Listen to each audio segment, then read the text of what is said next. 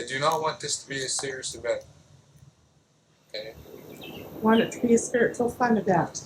And I have the pleasure and the honor of interviewing Eagle Wall, who is the older brother of Mona Wilson, who, as you probably know by now, is one of the murdered missing women.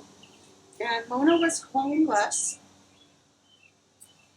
Eagle, quite often at the Murdered Missing Women's March, February the 14th, and he carries a sign that says Mona Wilson, homeless and murdered. My sister was 26 years old when she was murdered.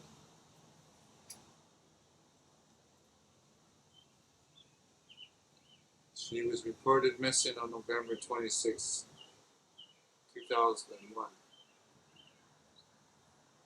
3 months later, on February 6th of 2002, there was a search warrant executed to raid a farm, the known pig farm of Robert Pickton. I got reintroduced to my sister Mona Wilson by her other sister, our late sister Rita Wilson, who was the second older sister in our family. And I recall the stories, these horror stories that she shared with us that night. And the amount of anger that she held on to from these foster homes was just huge and outrageous.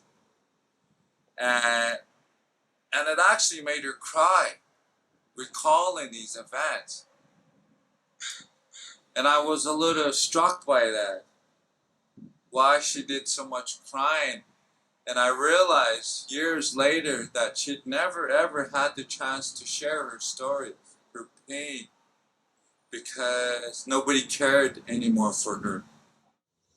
I got to know my late mom and family at a late age, constantly lied to by the government, trying to create a detachment and a division within our family. And Mona also suffered that because of her being homeless. But yet, she comes from a family and history of richness, well-being, spirituality. She had some amazing techniques and powers as a homeless person.